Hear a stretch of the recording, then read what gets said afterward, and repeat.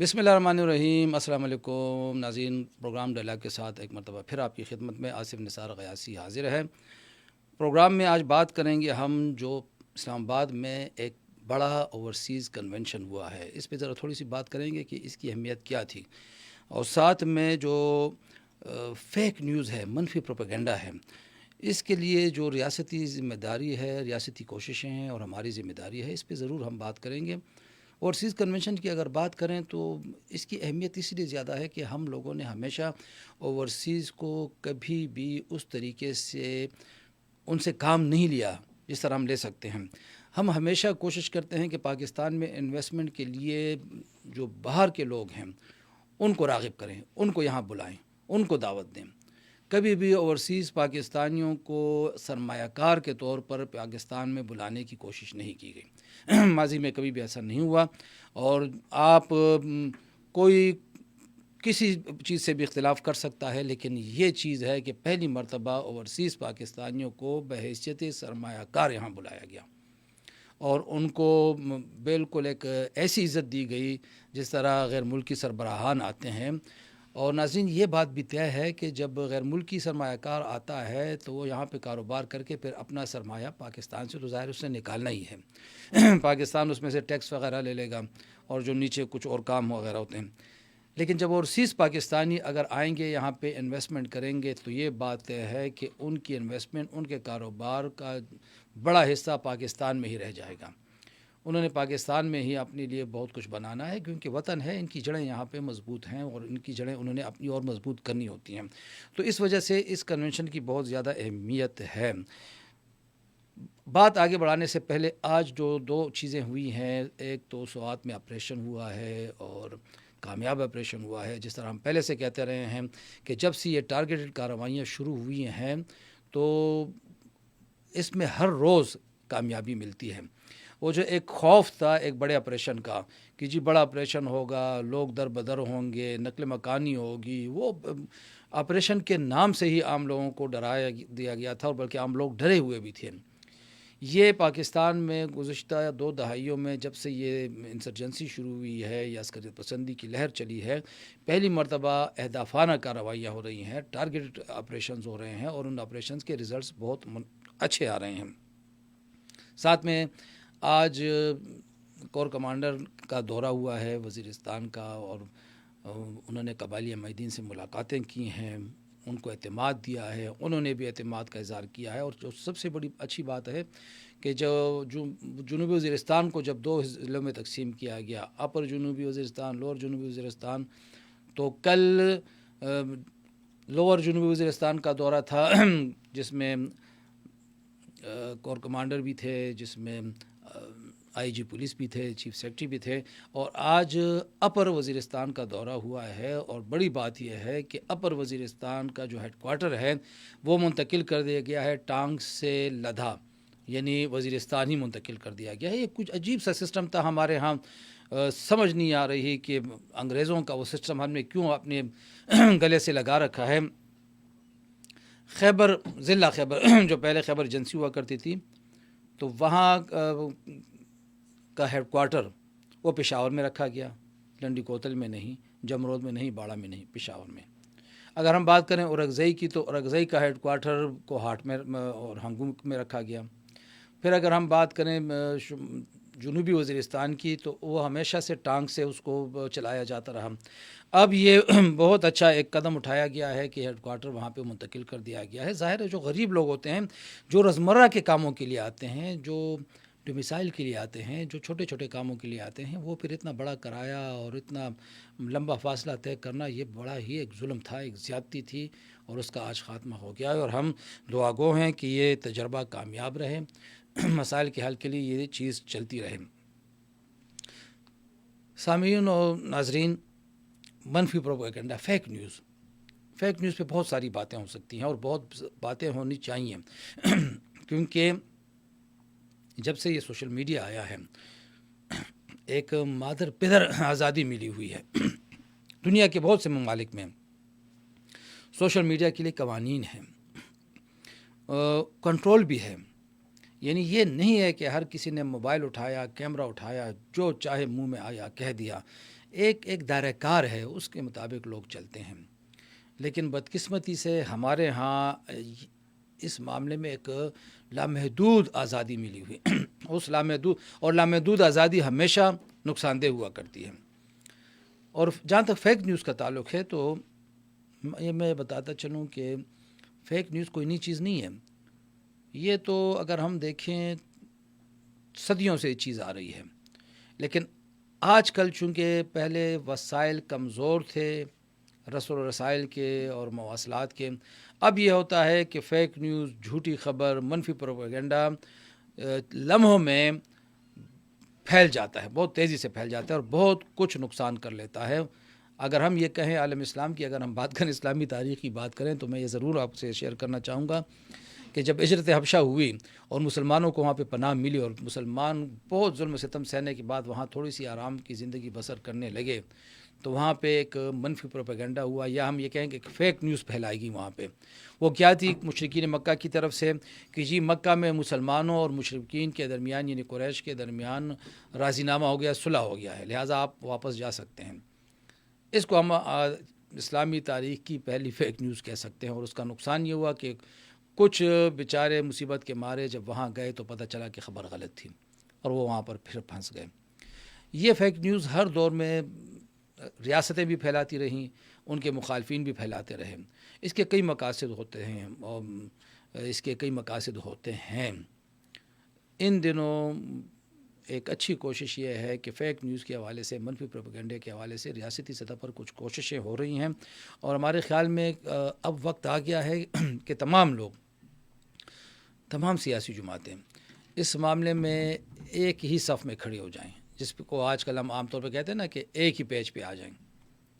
حالانکہ اس کے لیے میں یہ ضرور کہوں گا کہ جملہ یہ ہونا چاہیے کہ ایک صف میں کھڑے ہو گئے، بجائے اس کے کہ ہم کہیں کہ ایک پیج پہ آ جائیں. چلیں، بہرحال تمام سیاسی جماعتوں کو اس معاملے پہ ایک مشترکہ متفقہ ضابط اخلاق، جس کو ہم کہہ سکتے ہیں، بنانا چاہیے. اس پہ میرے خیال میں کوئی کمپرومائز نہیں ہونا چاہیے. آج اگر مسلم لیگ نون کی حکومت ہے اور ہم یہ سمجھیں گے کہ جی نون لیگ والے یہ قوانین اس لیے لا رہے ہیں کہ ان کا بچاؤ ہوگا، تو کل کو حکومت کسی اور پارٹی کی ہوگی، صوبوں میں تو کسی اور پارٹیوں کی ہے ہی.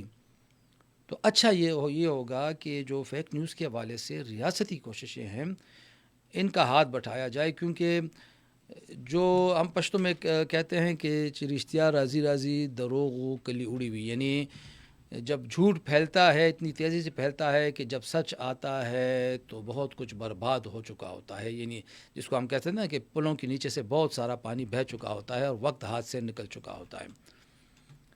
اگر ہم زیادہ دور نہیں جائیں گے، 1971 کی بات کریں، 1971 میں ہمیں سب سے زیادہ نقصان فیک نیوز نے پہنچایا کہ جب غیر ملکی ذرائع ابلاغ اور بھارتی ذرائع ابلاغ نے بیٹھ کے دنیا بھر کو فیک نیوز پھیلانی شروع کی اور پاک فوج کے مظالم کو بڑھا چڑھا کے پیش کیا گیا.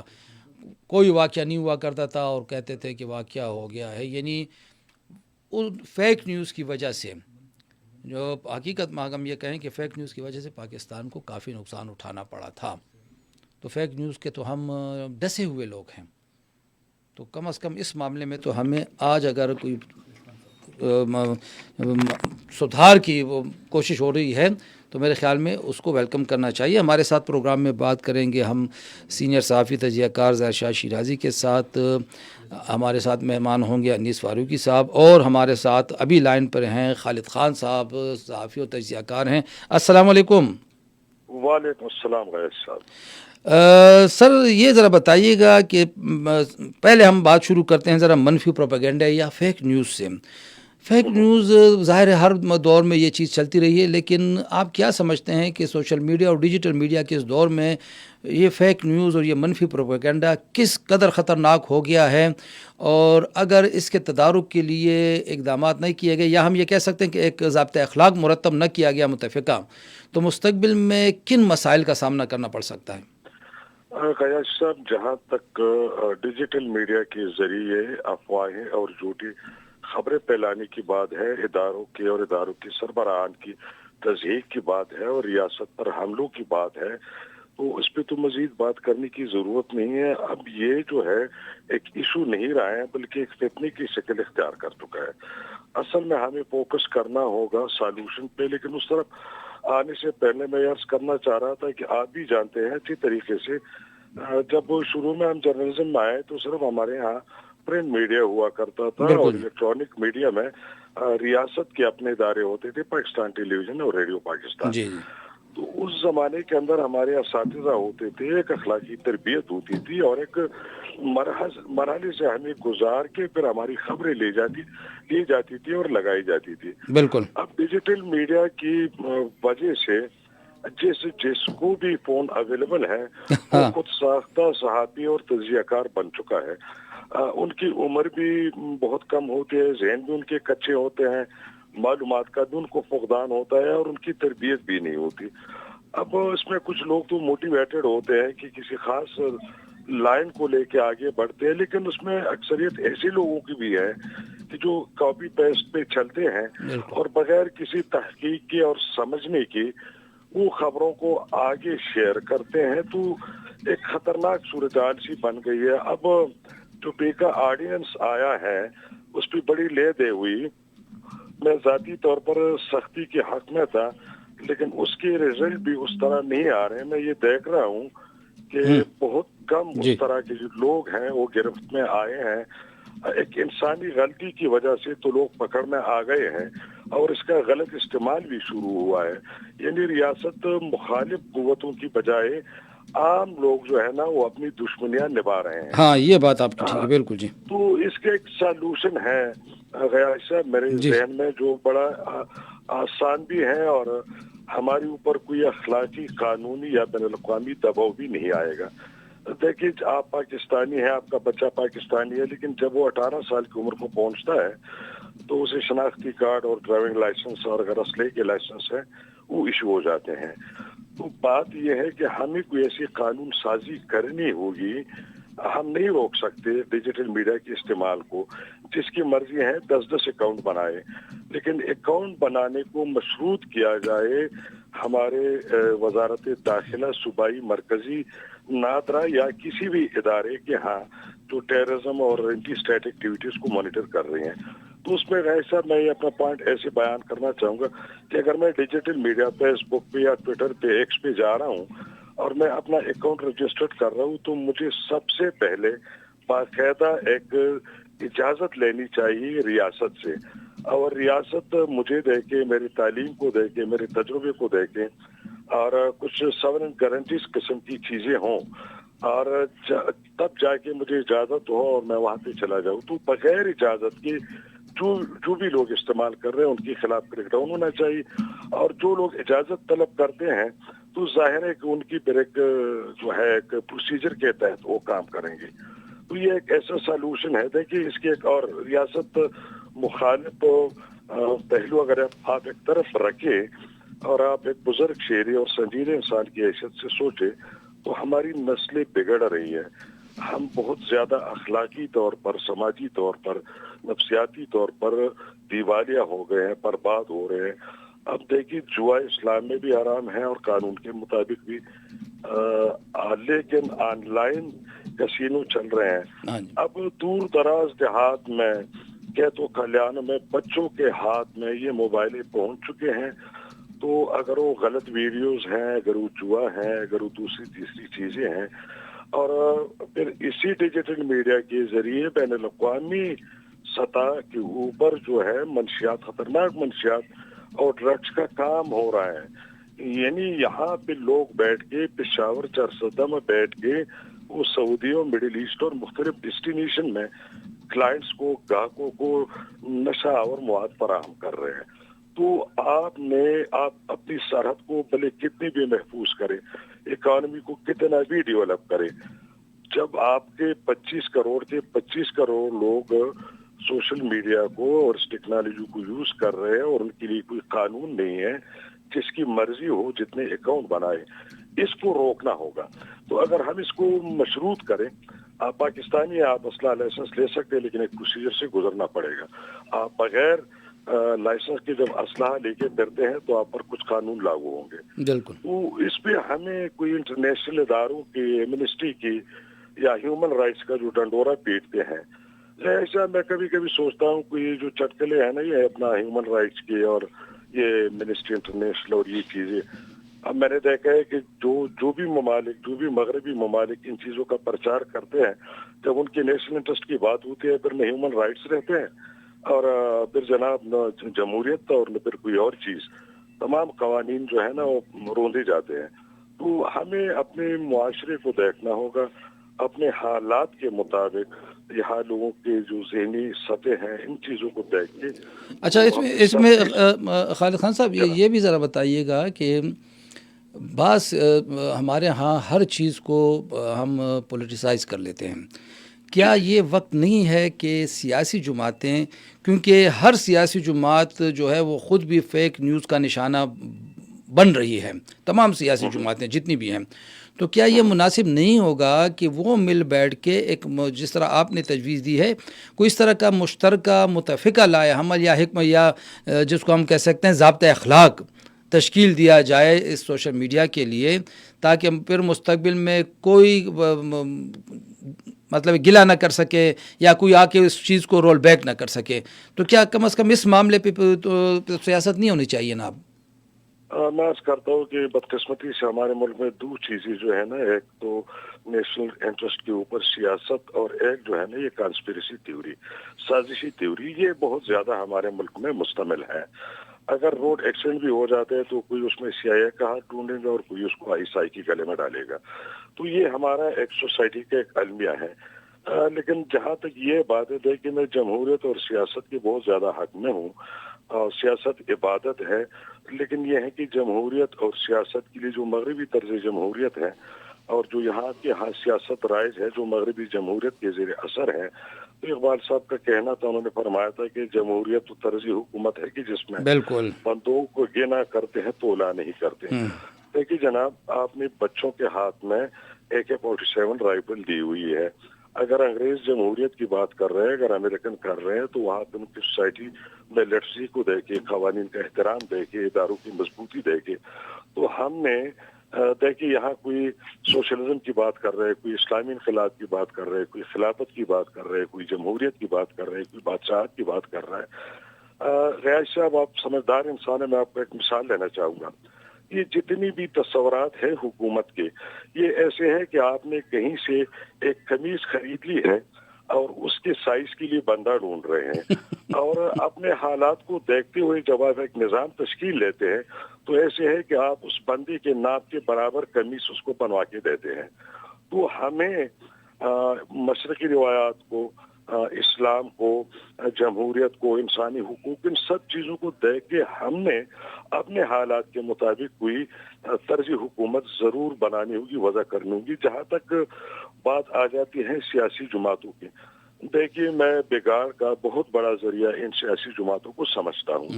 उसकी एक वजह है कि एक ज़माना था, मेरा एहतराम था, क्योंकि हर जमात की नज़रियात थे और उस नज़रियात पे वो लोग कायम थे। आपको पता होता था कि ये मजहबी जमात है, ये जमहूरियत पे यकीन रखते हैं, ये कौम परस्त है। आजकल वो तमीज़ जो है दरमियान से निकल गई है। अब सुर्ख सफेद काले झंडे का वो कोई रहा नहीं है। आपने देखा है कि वो कौम परस्त जमातें जो पंजाब के खिलाफ बोलती थी, जरूरत पड़ी है तो आपको ANP और IJI का इत्तेहाद भी याद होगा। आपको नवाज शरीफ साहब और जरदारी साहब के इत्तेहादात को भी आप देख लीजिए। यानी जो कल ये लोग जो कल के दुश्मन थे, औरत की हुक्मरानी वाले और फिर उनके इत्तेहादी भी बने मुखालफत वाले। बिल्कुल। तो जनाब ये सोसाइटी के अंदर पोलराइजेशन टॉप से लेके नीचे तक यही लोग लेके आए हैं।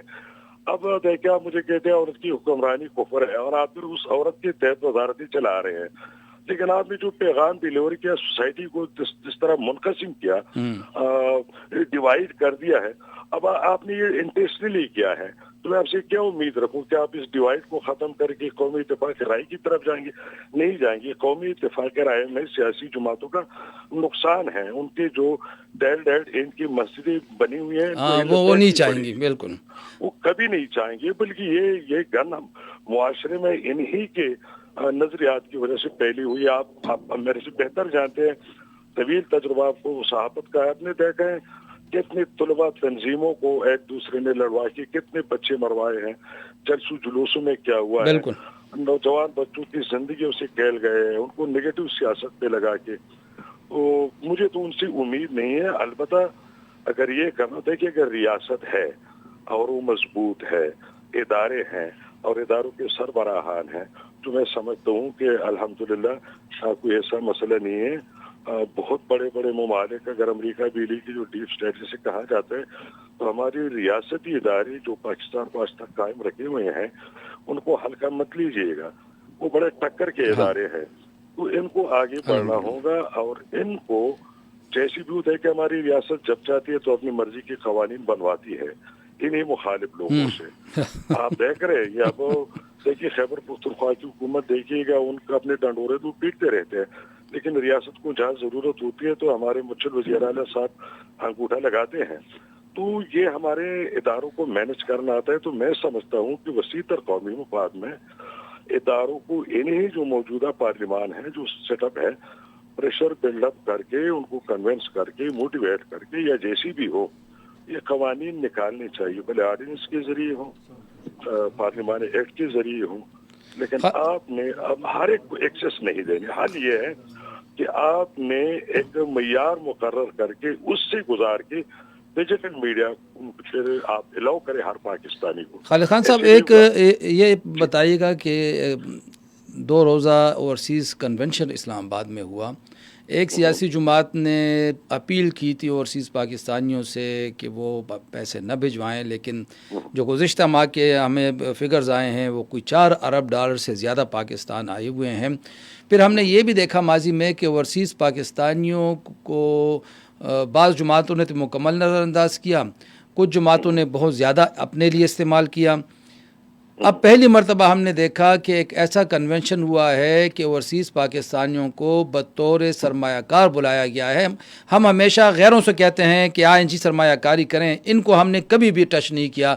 एक पहली मर्तबा इनको बतौर सरमायाकार बुलाया गया। आपको ओवरसीज़ कन्वेंशन से कितनी तवक्कुआत वाबस्ता हैं और आपके ख़्याल में मुस्तक़बिल में ऐसे मज़ीद इक़दामात की ज़रूरत है?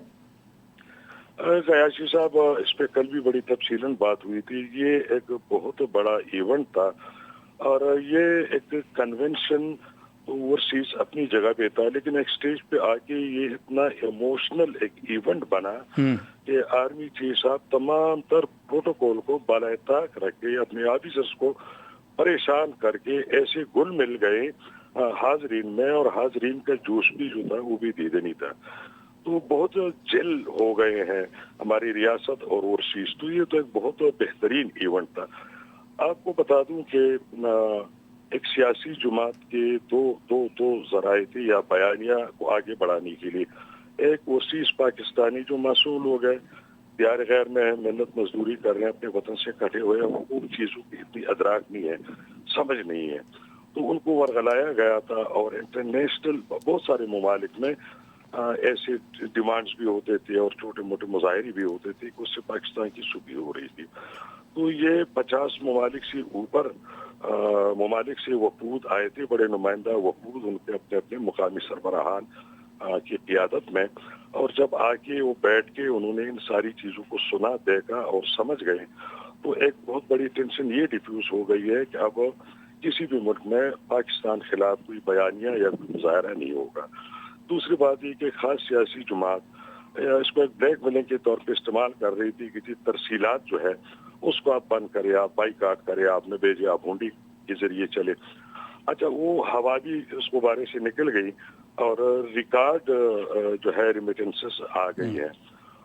तीसरी बात ये कि जब हम पराई को कहेंगे और अपने लोग इन्वेस्ट नहीं करेंगे तो एतमाद नहीं होगा। हमने फर्स्ट टाइम अपने लोगों को कहा और वो आगे बढ़े और कमिटमेंट्स हो गई हैं, और हमें उम्मीद है, आप मुझे सुन रहे हैं सर? जी जी जी, आवाज़ आ रही है बिल्कुल। और मुझे उम्मीद है कि ये इन्वेस्टमेंट होगी, लेकिन एक और बदकिस्मती भी मुलाहिजा कीजिएगा। अच्छा जी।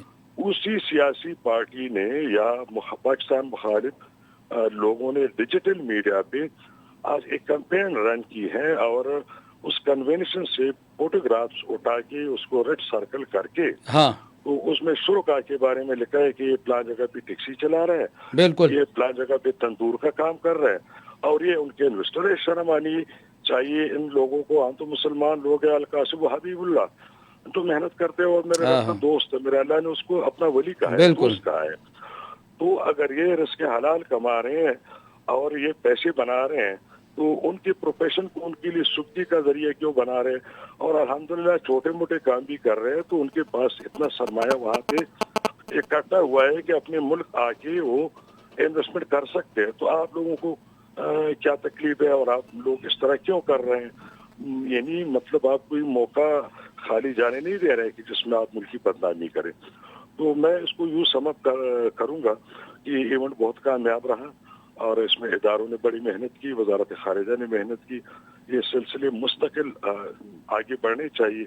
एक एश्योरेंस हो गई है सब लोगों को, पाकिस्तानियों को, इंशाल्लाह 2025 खालिद खान साहब, एक दोस्त से बात हो रही थी तो उसने एक बड़ी अच्छी बात की। वो उसका ये कहना था कि जो गैर मुल्की सरमायाकार होते हैं वो जो सरमाया लेके आते हैं तो ज़ाहिर है वो फिर सरमाया बाहर भी लेके जाते हैं।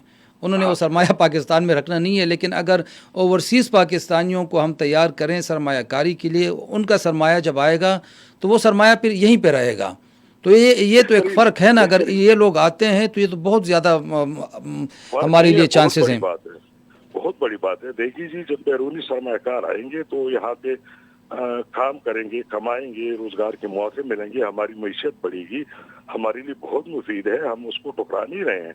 लेकिन आप वाली बात बिल्कुल दुरुस्त है कि बलाखिर उन्होंने जहाँ जिन ममालिक से है तो वहाँ उन्होंने अपने मदनी को लेके जाना है। जबकि आपके अपने पाकिस्तानी आएंगे तो जो कुछ होगा वो यही पे रह जाएगा। तो इनको गयास साहब ओवरसीज पाकिस्तानी को, इन्वेस्टर्स को, कारोबारी लोगों को एक एश्योरेंस चाहिए अमन की। और ये एक बड़ी एश्योरेंस है कि 2025 इंशाल्लाह दहशतगर्दी का आखिरी साल होगा, कवानीन बनेंगे, इदारे मजबूत होंगे, अमन कायम होगा, रोजगार चलेंगे और सरमायादार से न कोई बदलेगा, न उसको कोई तंग करेगा और न जो सिविल सर्विसेज के अंदर, सिविल अफसरशाही के अंदर जो सलूक रवा रखे जाते हैं उस पर रियासत की नज़र है। तो एक ऐसे हालात बनाए जा रहे हैं कारोबारी लोगों के लिए कि उसमें बखुशी इस मुल्क के अंदर काम करेंगे तो मुस्तकबिल हमारा बड़ा रोशन है। कोई मायूसी की बात नहीं है, कोई ऐसी बात है नहीं। और जहाँ तक ये ड्रामेबाजियाँ है और मनफी एक्टिविटीज़ है, हकीकतें नहीं छुपती, ये अपने आप दम तोड़ जाएंगी। लेकिन आर्मी चीफ साहब ने बड़ी उम्दा बात कही थी, इस्लाम से हवाला देखिए कि बिला तहकीक एक खबर को आगे फैलाना जो है ना, इसकी हमें इजाज़त भी नहीं है। तो अगर हम दावा कर दें कि हम मुसलमान हैं तो बिल्कुल सामने एक वाज़ेह हिदायत है, हम क्यों इस तरह कर रहे हैं। खालिद खान साहब, जाते जाते ज़रा थोड़ा सा यहाँ पे वज़ीरिस्तान की बात करते हैं। कोर कमांडर साहब गए हैं, कल से वो वहाँ पे हैं, आज भी अच्छी मुलाकातें हुई। लेकिन एक अच्छी ख़बर वहाँ से ये आई है कि जो नया ज़िला बना है अपर जनूबी वज़ीरिस्तान, वहाँ का जो हेडकोार्टर है वो टांग से मुंतकिल कर दिया गया है लद्दा, और वहाँ पर आज इफ्तिताह हो गया है। DC को कहा गया है कि आप वहाँ पर बैठेंगे। तो ये हमारी एक बड़ी कुछ, आज मैं इंट्रो में यही कह रहा था कि खैबर वाले आते थे बेचारे पेशावर, ना लंडी कोतल में हेडकोार्टर है उनका, न जमरोद में और न बाड़े में।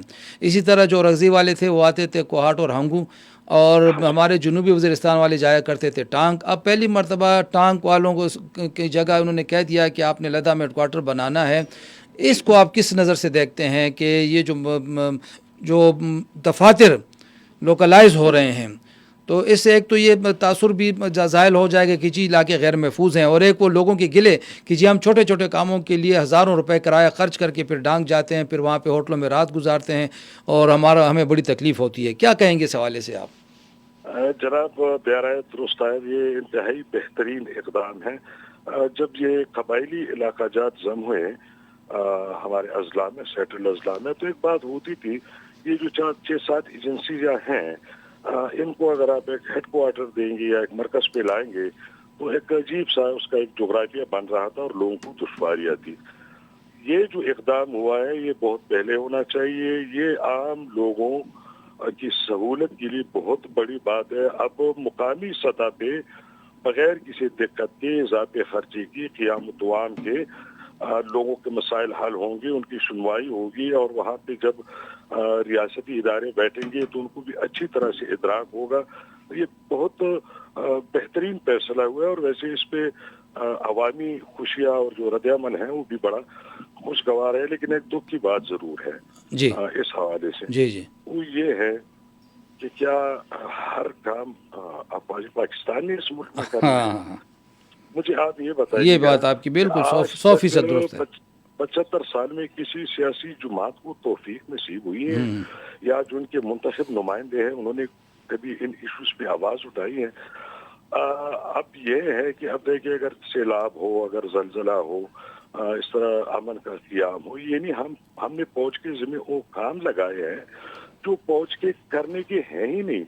تو یہ جو اتنا بڑا ویکیوم ہے جس کو آرمی اپنے خون اور اپنی محنت اور ایفرٹ سے فل کر رہی ہے، اور اس کے باوجود بھی پھر آرمی کو ہم نے جناب ہر قسم کی دشنام ترازی کے لیے، ہر الزام کے لیے، ہر ڈرامے کے لیے اس کی گردن کو بھی ہم نے بڑا فٹ قرار دیا ہے.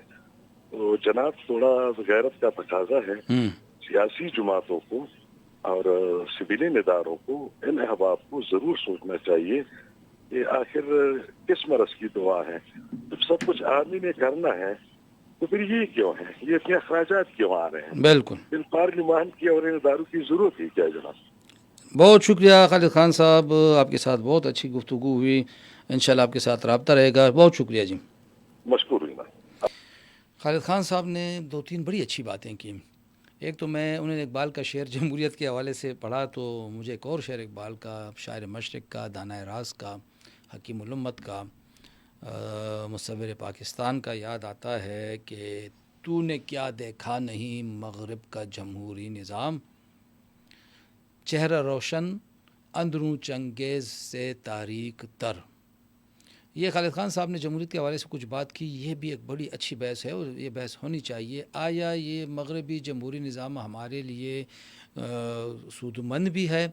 عام طور پر ہم یہ سمجھتے ہیں، بلکہ ہمارا یہ خیال ہے کہ یہ مغربی جمہوری نظام ان معاشروں کے لیے کہیں بہتر ہے کہ جہاں پہ شرح تعلیم 80 سے 90% ہو، جو سیاسی جماعتوں کے منشور پڑھ کر فیصلہ کریں، جو کارکردگی دیکھ کر فیصلہ کریں، جو ہوائی فیصلے نہ کریں. ہمارے ساتھ ایک کال ہم لے لیتے ہیں، دیکھتے ہیں کہ کون ہے. السلام علیکم. ہیلو ہیلو، ہاں ہماری آواز آ رہی ہے آپ کو؟ کال ڈراپ ہو گئی ہے. ہم لیتے ہیں ایک اور کال اس کے بعد. عام طور پر جمہوری نظام ان معاشروں کے لیے ہے کہ جہاں پہ شرح تعلیم زیادہ ہو اور جذباتی طور پہ فیصلے نہ ہوں، وراثتی طور پہ فیصلے نہ ہوں. پھر خالد خان صاحب کی ایک اور مجھے بات بڑی ہمیں اچھی لگی. آج جو افواج پاکستان، یعنی ایک مرتبہ پھر اس معاملے میں بھی فوج استعمال ہوئی، اور انہوں نے کوشش یہ کی کہ جو اپر وزیرستان کا ہیڈ کوارٹر ہے وہ ٹانگ سے منتقل ہو جائے لدھا، یعنی مقامی طور پہ. انہوں نے بڑی اچھی بات کی. انفارمیشن طرح ہم نے بتایا کہ یہ اکثر ہیڈ کوارٹر جو تھے وہ بندوبستی اضلاع میں تھے، لوگوں کو آمد و رفت میں بڑی مشکلات تھیں. 70 سال میں جتنی بھی جمہوری حکومتیں آئیں، کسی نے بھی اس حوالے سے کوئی کام نہیں کیا. آج بھی یہ کام کا کریڈٹ ہم یہ سمجھتے ہیں کہ زیادہ تر افواج پاکستان کو جاتا ہے، عسکری قیادت کو جاتا ہے، جنہوں نے اس عمل کی تکمیل کو یقینی بنایا کہ ہیڈ کوارٹر وہاں پہ منتقل ہو. اور اس ہیڈ کوارٹر کی ظاہر اس کے لیے پورے انتظامات بھی انہوں نے کیے، اور یہ ایک بہت ہی اچھا میسج گیا ہے مقامی لوگوں کے، کیونکہ ہمارے بہت سارے دوست ہیں، انہیں بڑا مسئلہ ہوتا ہے. اب وانا کے رہنے والے جب آیا کرتے تھے ٹانک، اب وانا تھا جنوبی وزیرستان کا صدر مقام، لیکن ڈی سی بیٹھا کرتا تھا ٹانک میں یا ڈیر اسماعیل خان میں، تو ان کو آج بھی کرایہ ان کا آنا جانا 1000-2000 روپے لگ جاتا ہے. پھر آپ کو ہوٹل میں ٹھہرنا ہوتا ہے. کام کیا ہوتا ہے؟ یا ڈومیسائل کے لیے انسان کو جانا ہوتا ہے، چھوٹی چھوٹی چیزوں کے لیے وہ لوگ جایا کرتے ہیں بیچارے، اور پھر انہیں وہاں پہ پھنس جاتے ہیں، پریشان ہو جاتے ہیں. یہ ایک بہت اچھا قدم رہا. خالد خان صاحب کی ایک اور چیز کہ سیاسی جماعتیں شاید سوشل میڈیا کے حوالے سے جو ضابطۂ اخلاق ہیں اس پہ متفق نہ ہوں، یا شاید وہ یہ نہیں چاہیں گی کہ کوئی ضابطۂ اخلاق بنے. ان کے بقول یا ان کی رائے میں یہ کام بھی اب ریاستی اداروں کو کرنا چاہیے، اور ان کو بیٹھ کے ایک قانون یا ضابطۂ اخلاق یا جو بھی ہے اصول و ضوابط قواعد وضع کر کے ان سب سے منظوری لینی چاہیے، کیونکہ اگر ان پہ بات آئے گی تو پھر یہ بات آگے نہیں بڑھ سکے گی. ہماری کوشش ہوگی کہ ہم ہمارے دوسرے مہمان سے بھی ہمارا رابطہ ہو اور ان سے بھی ہم جاننے کی کوشش کریں گے. خاص طور پر اگر ہم اب اوورسیز پاکستانی کی بات کرتے ہیں، ہماری کوشش ہے کہ انیس فاروقی صاحب سے ذرا ہمارے رابطہ ہو جائے.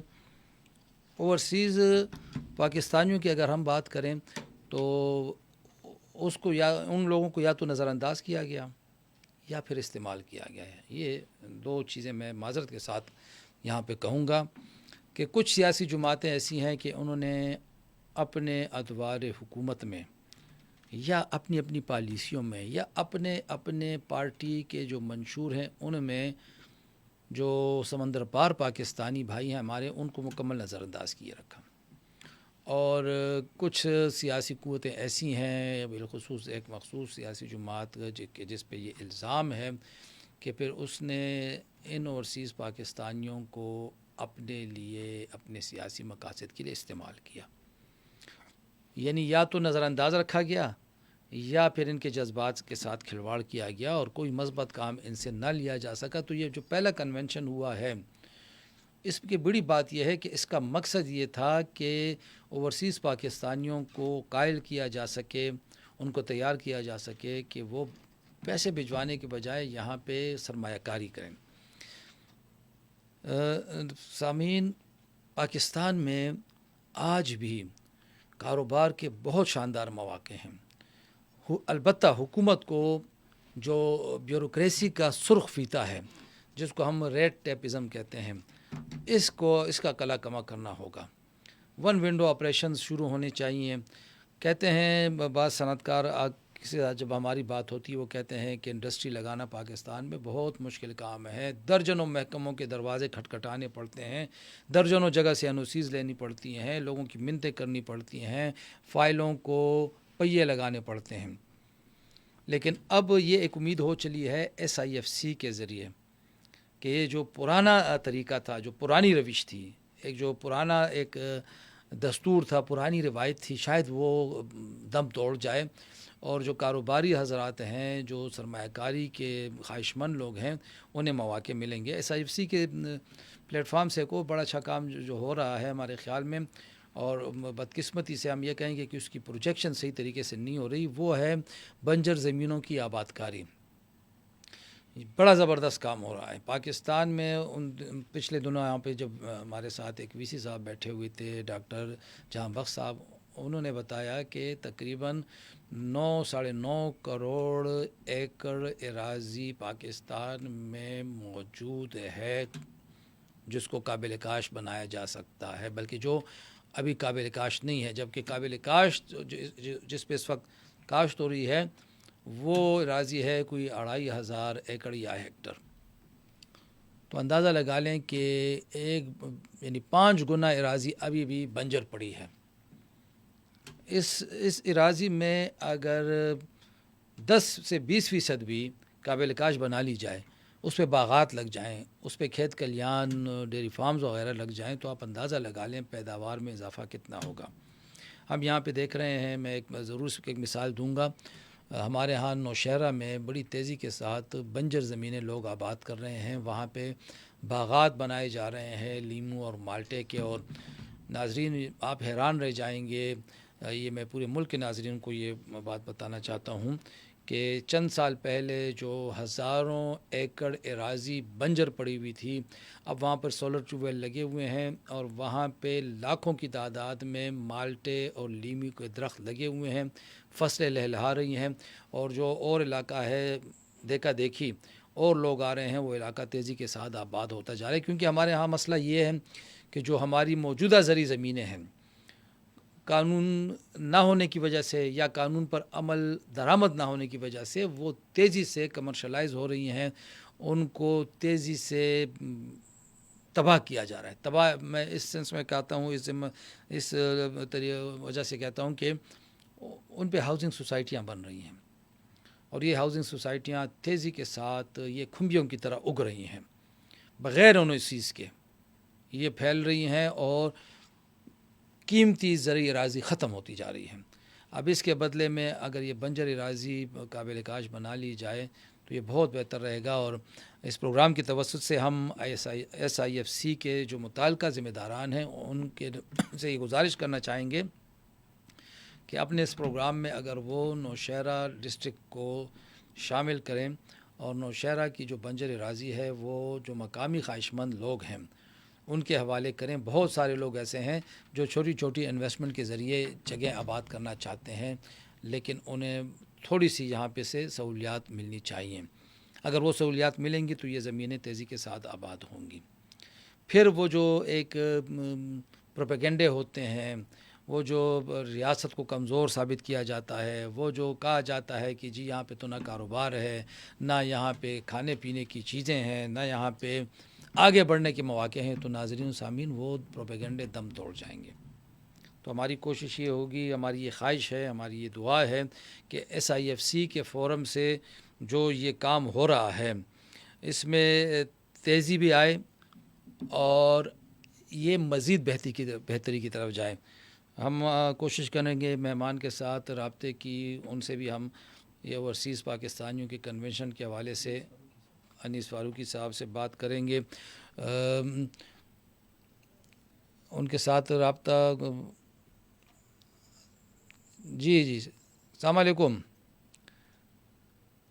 انیس صاحب، اگر آپ کو میری آواز آ رہی ہے تو یہ جو اوورسیز کنونشن یہاں پہ ہوا گزشتہ دنوں پاکستان میں، ایک تو اس کا آپ مجھے بیک گراؤنڈ ضرور بتائیں، پھر آپ ذرا اس پہ بھی ذرا بات کریں کہ کس طریقے سے پہلی مرتبہ پاکستانیوں کو، بیرون ملک پاکستانیوں کو ایک شاہی مہمان بنا کے یہاں پہ رکھا گیا، اور کوشش یہ کی گئی کہ وہ اپنے ملک میں سرمایہ کار بن کر آئیں. ساتھ میں جو فیک نیوز کے حوالے سے چیزیں چل رہی ہیں، ریاستی کوششیں بھی ہو رہی ہیں، اس میں ہماری بھی ذمہ داریاں بنتی ہیں. آپ ان دونوں موضوعات پہ اگر مختصر صاحب ہمیں اپنا تجزیہ دے دیں کہ آپ کیا سمجھتے ہیں کہ کیا ہونا چاہیے اور کیا ہو رہا ہے. جی آصف، یہ ایک نہایت اہم اور حساس موضوع ہے.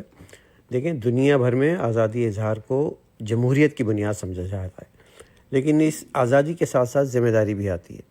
اب مغربی ممالک جیسے کہ امریکہ، برطانیہ اور کینیڈا میں آزادی اظہار ضرور ہے، مگر وہ مکمل طور پر قوانین کے تابع ہے.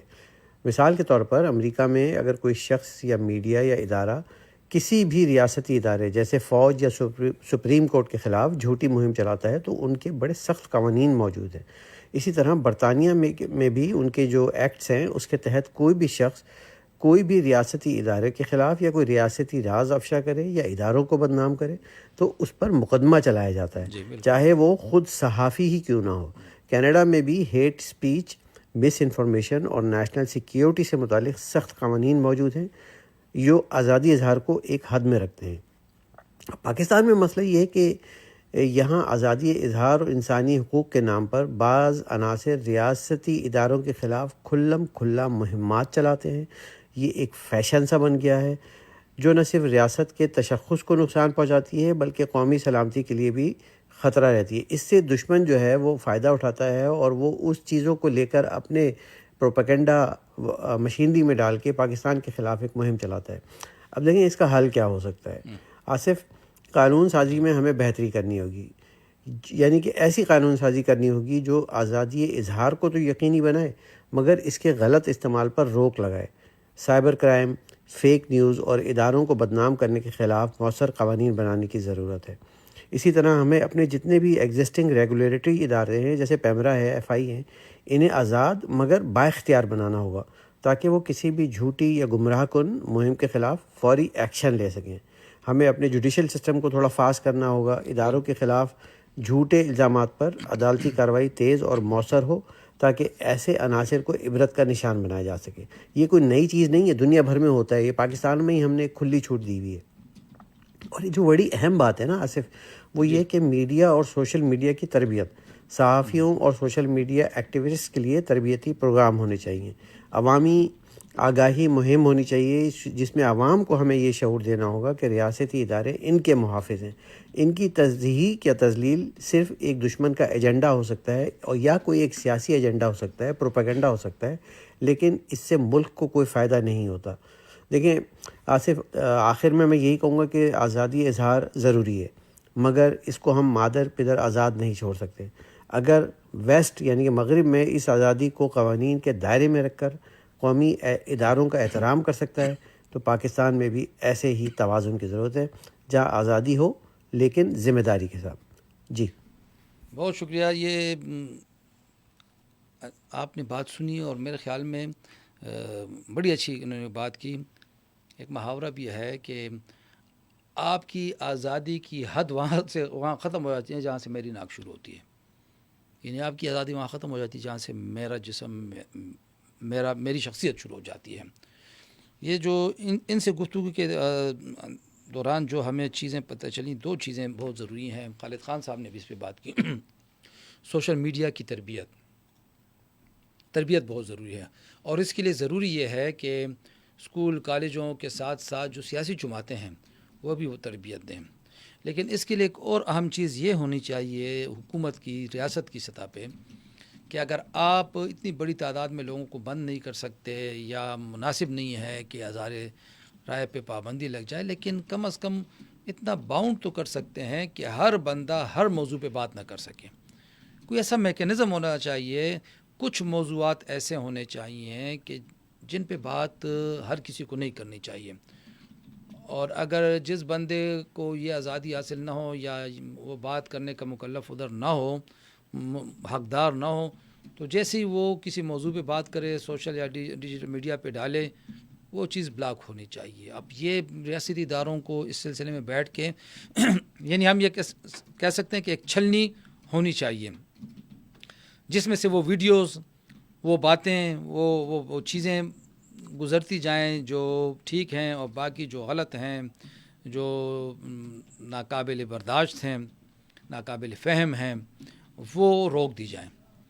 اب یہ چھلنی کس طرح بنتی ہے، کس طرح بن سکتی ہے، کس طرح بننی ہے، یہ اب بیٹھ کے پاکستان ظاہر ہے کوئی بنانا ریپبلک تو نہیں ہے، بہت بڑا ملک ہے، 25 کروڑ کی آبادی کا، ایٹمی قوت ہے، ہم دنیا کی اچھی معیشتوں میں شمار بھی ہوتا ہے ہمارا. تو کیا ہم اتنی اس چیز پہ قابو نہیں پا سکتے؟ یعنی کم از کم اتنا تو ہونا چاہیے. اب یہاں پہ ہم دیکھتے ہیں، آپ سب لوگ دیکھتے ہیں، ہر کسی کے ہاتھ میں موبائل ہیں. یہاں پہ تو ایسے لوگ حساس مذہبی موضوعات پر بھی بات کرتے ہیں کہ جن کو مذہب کی الف بے کا بھی پتہ نہیں ہوتا، اور وہ اتنی حساس چیزیں چھیڑتے ہیں، اتنی خطرناک چیزیں چھیڑتے ہیں کہ جس سے معاشرے میں فساد پھیلتا ہے، آگ لگ جاتی ہے. تو خدا کرے کہ ہماری یہ کوششیں، ریاستی کوششیں وہ تو جاری ہیں، لیکن کیا ہماری کوئی ذمہ داری نہیں ہے؟ کیا ہمیں اپنا کردار ادا نہیں کرنا چاہیے؟ تو اس سلسلے میں سیاسی جماعتیں، ہمارے اساتذہ کرام، علماء کرام کو بھی اپنا کردار ادا کرنا چاہیے، اور کم از کم جو مذہبی منافرت پھیلانے والے لوگ ہیں ان کی حوصلہ شکنی کرنی چاہیے. اور یہ خالد خان صاحب نے بڑی اچھی بات کی کہ 2-4 لوگوں کو اگر نشان عبرت بنایا جائے کہ جو مذہبی منافرت پھیلائیں، لسانیت پھیلائیں، فرقہ واریت پھیلائیں، نفرت پھیلائیں، سیاسی دشمنیاں پھیلائیں، ایسے 2-4 لوگوں کو اگر نشان عبرت بنا لیا جائے تو بہت سارے لوگوں کی اصلاح ہو سکے گی. میں یہاں پہ ایک بات کا ذکر ضرور کروں گا کہ اسلام میں جو سزاؤں کا تصور ہے کہ آپ کھلے میدان میں سزا دیں، تو اس کا مقصد یہ تھا کہ ایک سزا سے، ایک بندے کی سزا سے پھر ہزاروں لاکھوں لوگ جو ہیں وہ عبرت پکڑتے ہیں. تو کاش کوئی ایسا سسٹم ہو کہ جو غلطی کرے، 1-2 غلطیاں کرنے والوں کو جب سزا ملے گی ہمارے عدالتی سسٹم سے، تو فائدہ یہ ہوگا کہ جو آئندہ غلطیاں کرنے والے ہیں، جو پائپ لائن میں ہیں، ان کا تدارک ہو سکے گا. بصورت دیگر یہ جو سوشل میڈیا کا شتر بے مہار ہے، یہ آنے والے دنوں میں سب کو نقصان پہنچائے گا. کوئی ذہن میں یہ نہ رکھے کہ جی اس کا نقصان کسی ایک ادارے کو یا ایک پارٹی کو یا ایک شخص کو نہیں. اگر یہ سلسلہ اسی طرح جاری رہا تو اس کی زد میں سب آئیں گے. اللہ کرے کہ صورتحال بہتری کی طرف جائے. فیک نیوز کی بہتری کے لیے کوششیں کامیاب ہوں. سیاسی جماعتیں کم از کم اس معاملے پر اتفاق رائے پیدا کریں, اور جو ہمارے سمندر بار پاکستانی ہے اللہ انہیں اتنی توفیق دے کہ وہ آ کے اپنے وطن میں سرمایہ کاری کریں. ہاں, ان کا اعتماد بحال رکھنے کے لیے, ان کو بیوروکریسی کے چکر سے بچانے کے لیے پھر حکومتوں کو, حکمرانوں کا اپنا کردار ادا کرنا ہوگا. اگلے پروگرام تک کے لیے ہم آپ سے رخصت چاہیں گے اس دعا کے ساتھ کہ اللہ تعالیٰ وطن عزیز کو امن و سکون کا گہوارہ بنائے, تعمیر و ترقی کی راہ پہ ہمارے سفر کا سلسلہ تیز تر کریں, تاکہ جو وطن دشمن قوتیں ہیں انہیں ناکامی کا سامنا کرنا پڑے. ناظرین, اگلے پروگرام تک کے لیے ہم آپ سے رخصت ہوتے ہیں. اگلے پروگرام ڈائیلاگ میں پھر ملاقات ہوگی. تب تک کے لیے اجازت دیجیے گا. خدا حافظ.